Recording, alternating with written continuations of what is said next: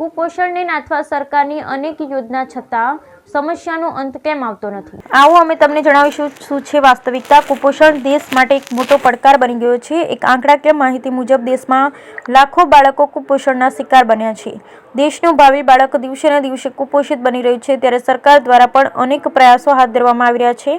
નેતાઓ, સાંસદ, ધારાસભ્ય, સરપંચ, મેયર, નગરસેવકો અને વિવિધ સંસ્થાઓને કુપોષિત બાળકોની જવાબદારી પણ સોંપવામાં આવી છે, પરંતુ પરિણામના દિવસે ને દિવસે કુપોષિત બાળકોની સંખ્યા વધતી જાય છે। જનતા કી જાણકારી ન્યૂઝ દ્વારા જ્યારે વાસ્તવિકતાનો તાગ મેળવવા પ્રયત્ન કર્યા ત્યારે મળતી માહિતી મુજબ જૂનાગઢમાં જ 7,778 બાળકો કુપોષિત હોવાના અને તેમાંથી 1,582 બાળકો તો અતિ કુપોષિત હોવાના આંકડાઓ મળ્યા હતા।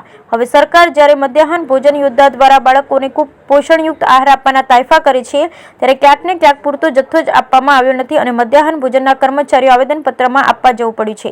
જી હા, છેલ્લા 4 મહિનાથી તુવેર દાળ ફાળવી છે, પરંતુ હજુ સુધી શાળા સુધી જથ્થો પહોંચ્યો નથી, તો ક્યાંક ચણા નથી પહોંચ્યા। છેલ્લા 1 મહિનાથી તેલ પણ મળ્યું ન હોવાની ફરિયાદના મધ્યાહન ભોજન ચલાવતા કર્મચારી કરી રહ્યા છે।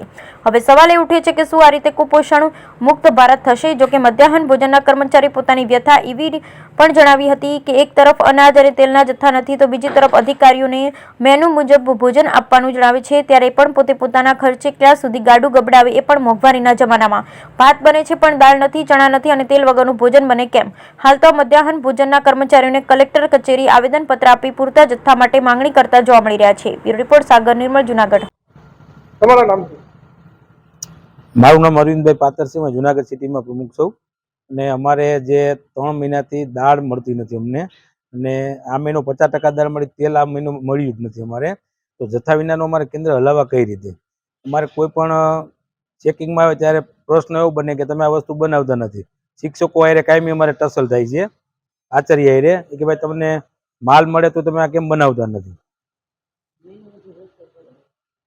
અને ઉપરથી આપણે અહીંયા તો આપણે ઓફિસમાં પરમિટ ને બધું આપી દે છે, ગોડાઉનમાં એવું કહેવામાં આવે છે કે ઉપરથી માલ આવતો નથી, જથ્થો મળ્યો નથી ઉપરથી માલ જ નથી આવતું ગાંધીનગરથી। આપણે આ લોકો મામલતદાર સાહેબ આપણે પરમિટ આપી દે છે, ડીઓસો મેડમને બધું આપી દે છે, ઉપરથી જ પરમિટમાં જથ્થો જ નથી મળતો। આપણે માલ અમને દર મહિને પૂરતો મળવો જોઈએ। આપણે આમ તેલ વગર કેન્દ્રમાં હલાવવું કેમ? દાળ વિના તમે કેન્દ્ર હલાવી છે। જી બેન, તમારા નામથી શું વાત છે ને શું રજૂઆત છે?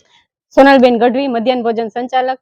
આજે અમે આપ સાહેબને આવેદન પત્ર આપવા આવ્યા છીએ કે અમને પીએમ પોષણ યોજનાના અમે કર્મચારીઓ છીએ અને પ્રાથમિક શાળા 1 થી 8 ધોરણની પ્રાથમિક શાળામાં મધ્યાહન ભોજન સંચાલક તરીકે ફરજ બજાવીએ છીએ। અમને ગવર્મેન્ટનું ફિક્સ કરેલું મેનુ, બાળકોને પૂરક પોષણ મળી રહે એ માટેનું ફિક્સ કરેલું મેનુ મેન્ટેન કરવાની અમારી ફરજમાં આવે છે, પણ એ મેનુને મેન્ટેન કરવા માટે અમને પૂરતો જથ્થો મળતો જ નથી। ગત જૂન માસથી જે નવું સત્ર શરૂ થયું ત્યારથી 3 મહિના અમને 3 વખત દાળ નથી મળી, આખો મહિનો, અને આ મહિને આ 15 તારીખ આવી ગઈ હોવા છતાં અમને તેલ નથી મળ્યું, તો અમારે કઈ રીતે બાળકોને મેનુ મુજબની રસોઈ કરી અને પૂરક પોષણ આપવું, એમ એ મેઇન પ્રશ્ન છે અમારો આજનો। અને અત્યારે બાળકો સરકારની રજૂઆત કર્યા છતાંય, લોકલ લેવલેથી પૂરતું કામ થઈ ગયા છતાંય, અમને પૂરતી ફાળવણી થઈ ગયા છતાંય અમને માલ મળતો નથી, કે અનાજ પૂરું મળતું નથી, કે તેલ નથી મળતું, તો અત્યારે એ તપાસનો વિષય છે મેઇન। અને અત્યારે રામ ભરોસે છે, તદ્દન બાળકોની સ્થિતિ રામ ભરોસે, પરીક્ષા નજીક આવે છે અને અમારે આ કઈ રીતે મુદ્દો સોલ્વ કરવો ને એ જ અમારો મેઇન પ્રશ્ન છે।